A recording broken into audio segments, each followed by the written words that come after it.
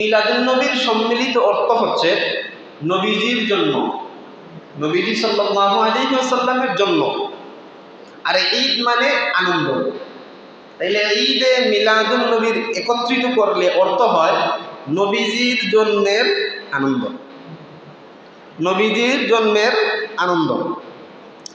এখন বুঝার বিষয়, নবীজির জন্মের আনন্দ রবিউল আউয়াল মাসে ঈদে মিলাদুন্নবীর নাম দিয়া আমাদের সমাজে যে ঈদে মিলাদুন্নবী পালন করা হয়, ইসলামের ইতিহাসে নবীজি এই ঈদ পালন করেছেন কিনা, সাহাবায়ে কেরাম এই ঈদ পালন করেছেন কিনা, এটা দেখার বিষয়।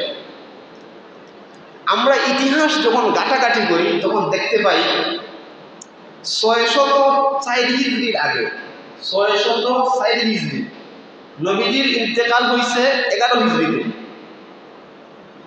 11 হিজরিতে। আর নবীজির ইন্তেকালের 604 বছর পরে 604 হিজরিতে এক বেদাতি বাদশাহ ছিল, তার নাম আবু সাঈদ মুজাফফরউদ্দিন কাউকারি। এই ইরাকের মুসল শহরের বাদশাহ ছিল, ইরাক নগরীর মুসল শহরের এক বাদশাহ ছিল, তার নাম আবু সাঈদ মুজাফফরউদ্দিন কাউকারি। এই বাদশাহ 604 হিজরিতে সর্বপ্রথম প্রচলিত পদ্ধতিতে ঈদে মিলাদুন্নবীর আয়োজন করে। কি বুঝলাম? ঈদে মিলাদুন্নবীর এই প্রচলিত পদ্ধতির আয়োজন কখন থেকে শুরু হয়েছে?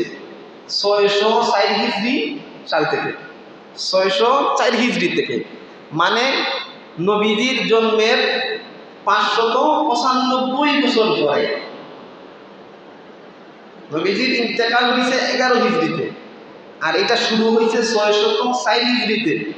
তাইলে এদিকে 4 যদি যায় আর এদিকে কত 7, তাইলে 593 বছর পরে নবীজি সাল্লাল্লাহু আলাইহি ওয়াসাল্লাম তিনার জীবদ্দশায় কোনোদিন মিলাদুন্নবীর ঈদ উদযাপন করেন নাই। সাহাবায়ে কেরাম রিদওয়ানুল্লাহি আলাইহিম আজমাইন 102 হিজরি পর্যন্ত সাহাবায়ে কেরাম ছিলেন, তারাও কোনোদিন ঈদে মিলাদুন্নবী উদযাপন করেন নাই।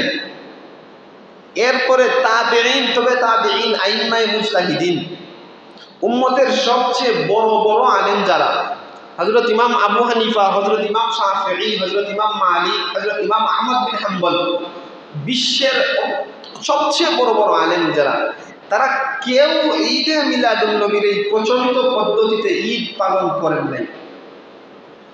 তাইলে এটা শুরু হইল কখন? 604 হিজরি থেকে। এটা কার মাধ্যমে শুরু করছে? এটা শুরু করছে তখনকার সময়ের এক দরবারি আলেম আবুল খাত্তাব বিন ওমর বিন দিহিয়া।